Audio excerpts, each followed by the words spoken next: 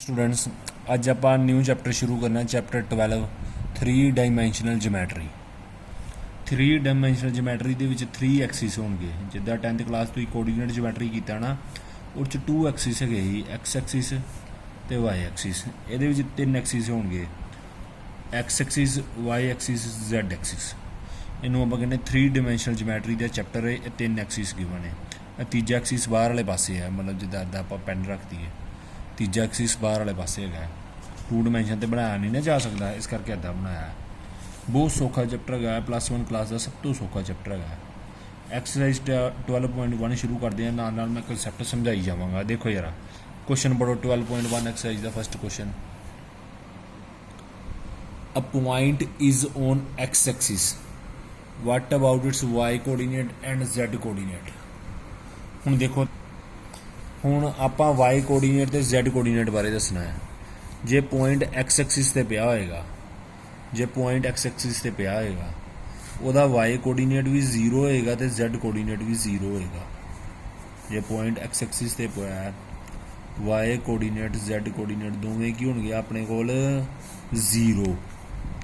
Second question देखो यार a point is on XZ plane what can you say about its Y coordinate.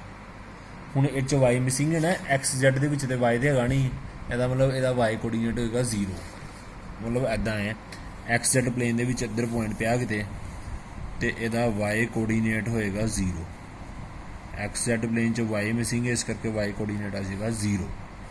Third सम करन तो पहला तुहानूं समझाना पैना ऑक्टेंट सिस्टम। थर्ड सम करन तो पहला तुहानूं समझाना पैना ऑक्टेंट सिस्टम। ऑक्टेंट सिस्टम की होंगे देखो जरा जिदा 4 क्वाड्रेंट होंगे ना देखो इधर एक्स एक्सिस तो वाई एक्सिस मिला के क्वाड्रेंट बनाते 4 एक्स एक्सिस तो वाई एक्सिस मिला के अपने को 4 क्वाड्रेंट बनाते हैं। तो ऑक्टेंट च 3 एक्सिस होंगे ऐदा बनता है। ऑक्टेंट च ना 3 एक्सिस होंगे है। जो 3 एक्सिस ऐदा देखा ना आप ध्यान ना देखो कैमरे यार एक पहला ऑक्टेंट हो गया ये दूजा फिर इधर तीजा चौथा 4 हो गए उपर वाले पासे 4 हो गए उपर वाले पासे तो 4 हो जाएंगे थल्ले वाले पासे 4 हो जाएंगे थल्ले वाले पासे मतलब 4 ऑक्टेंट होंगे उपर वाले पासे तो 4 ऑक्टेंट होंगे थल्ले वाले पासे। बड़े ध्यान नाल फड़ के बनाना पेगा ऐदा बनेगा 3 पेन रख के बना के वेखना 4 उपर वाले पासे तो 4 होंगे थल्ले वाले पासे। ऑक्टेंट सिस्टम मतलब ऐदा तो डायरैक्टली तो पेपर च नहीं आता ये साइन याद रखने पेंदे। साइन देखो यार ऑक्टेंट सिस्टम ना साइन याद रखने पेंदे। देखो इत्थे पाना ऑक्टेंट्स इत्थे पाना आप कोऑर्डिनेट्स इत्थे पाना ऑक्टेंट्स इधर कोऑर्डिनेट कि केड़े केड़े ऑक्टेंट्स। हुण ऑक्टेंट देखो यार क्वाड्रेंट होंगे 4 ऑक्ट का पता ही लगता पाया ऑक्टेंट होंगे 8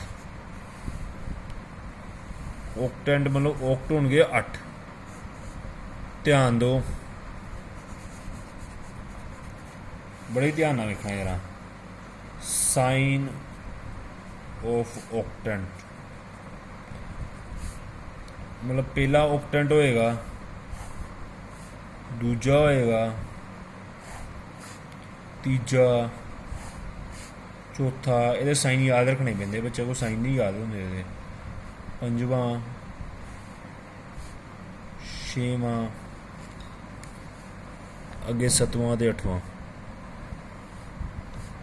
7th बना लें इधर इधर बना लें 8th। जिदा मैं साइन तुहानूं सिखा लगा ना ऐदा करियो याद हो जाएंगे एक्स वाई जैड। हुण एक्स वाई जैड देखो यार जिदा क्वाड्रेंट तुहानूं पता पहले क्वाड्रेंट एक्स भी पॉजिटिव होंदा वाई भी पॉजिटिव होंदा ये तुहानूं पता है। दूजे क्वाड्रेंट दे विच एक्स नैगेटिव होंदा है तो वाई पॉजिटिव होंदा है। तीजे क्वाड्रेंट दे विच दोवें होंदे नैगेटिव। चौथे क्वाड्रेंट च एक्स पॉजिटिव होंदा वाई नैगेटिव होंदा है। ये इन्नी इन्फॉर्मेशन तुहानूं हैगी है पहलां तो ही 9th क्लास तो। हुण इहनूं दोबारा तो रिपीट कर दो 5वें च भी सेम लिख दो एक्स एक्स लिख दो याद करन दा तरीका दस्सन दियां।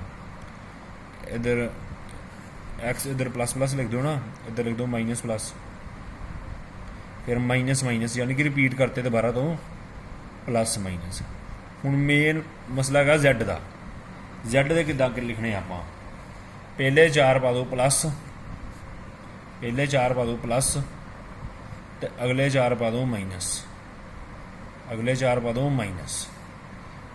ਯਾਨੀ ਕਿ ਜੇ ਤੁਹਾਨੂੰ ਕੋਈ ਪੁੱਛੇ ਕਿ ਪਹਿਲੇ ਓਕਟੈਟ ਦੇ ਸਾਈਨ ਦੱਸੋ, ਠੀਕ ਹੈ ਨਾ, X ਵੀ ਪੋਜ਼ਿਟਿਵ, Y ਵੀ ਪੋਜ਼ਿਟਿਵ, Z ਵੀ ਪੋਜ਼ਿਟਿਵ। ਜੇ ਤੁਹਾਨੂੰ ਕਹੇ ਕਿ ਦੂਜੇ ਓਕਟੈਟ ਦੇ ਸਾਈਨ ਦੱਸੋ, ਠੀਕ ਹੈ ਨਾ, X ਨੈਗੇਟਿਵ, Y ਤੇ Z ਪੋਜ਼ਿਟਿਵ।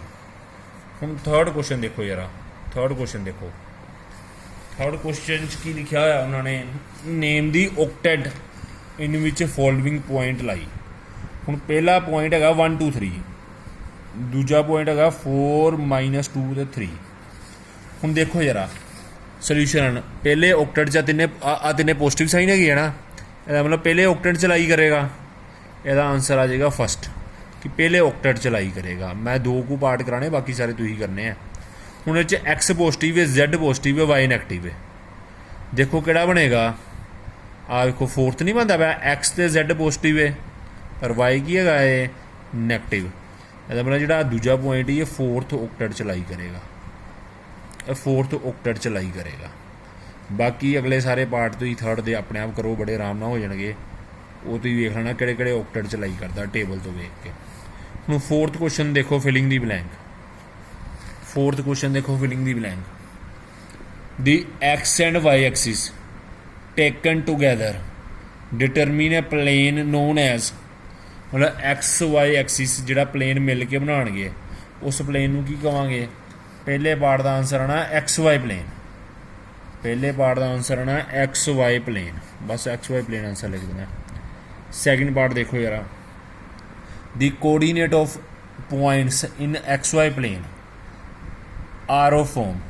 ਜਿਹੜਾ XY ਪਲੇਨ ਦਾ ਪੁਆਇੰਟ ਹੋਏਗਾ, ਵੇਖੋ ਉਹ 'ਚ X ਵੀ ਐਗਜ਼ਿਸਟ ਕਰੇਗਾ ਤੇ Y ਵੀ ਐਗਜ਼ਿਸਟ ਕਰੇਗਾ। Z ਮਿਸਿੰਗ ਹੈ, Z ਕੋਆਰਡੀਨੇਟ ਦੀ ਜਗ੍ਹਾ ਆ ਜਾਏਗਾ 0। Z ਮਿਸਿੰਗ ਹੈ, Z ਕੋਆਰਡੀਨੇਟ ਦੀ ਜਗ੍ਹਾ ਆ ਜਾਏਗਾ 0। ਬਹੁਤ ਸੌਖਾ ਹੈਗਾ ਹੀ। ਥਰਡ ਪਾਰਟ ਦੇਖੋ ਜਰਾ, ਲਾਸਟ ਪਾਰਟ ਹੈਗਾ ਇਸ ਐਕਸਰਸਾਈਜ਼ ਦਾ। ਥਰਡ ਪਾਰਟ ਵਾਲ ਦੇਖੋ, ਕੋਆਰਡੀਨੇਟ ਪਲੇਨ ਡਿਵਾਈਡ ਦੀ ਸਪੇਸ ਇਨਟੂ ਓਕਟੈਟ ਇਨਟੂ 8 ਓਕਟੈਂਟ ਆਏਗਾ। ਮਤਲਬ 8 'ਚ ਬਣਾਉਂਦੇ ਪਏ ਨਾ ਤਿੰਨੇ ਐਕਸਿਸ ਮਿਲ ਕੇ, 8 'ਚ ਡਿਵਾਈਡ ਕਰਦੇ ਆ। ਵੈਸੇ ਵੀ ਓਕਟ ਵਰਡ ਲੱਗਾ ਹੈ, ਇਨਟੂ 8 ਓਕਟੈਂਟਸ ਆਏਗਾ। ਇਹ ਤੁਹਾਡੀ 12.1 ਐਕਸਰਸਾਈਜ਼ ਕੰਪਲੀਟ ਹੋ ਗਈ। ਬੜਾ ਹੀ ਸੌਖੀ ਐਕਸਰਸਾਈਜ਼ ਹੈਗੀ ਹੀ। ਅੱਜ ਤੁਹਾਨੂੰ ਬੇਸਿਕ ਹੀ ਸਮਝਾਉਣਾ ਹੀ ਸਾਰਾ। ਅੱਜ ਦਾ ਤੁਹਾਡਾ ਹੋਮਵਰਕ ਹੈਗਾ ਹੈ, ਇਹੀ ਐਕਸਰਸਾਈਜ਼ ਰਿਪੀਟ ਕਰੋ।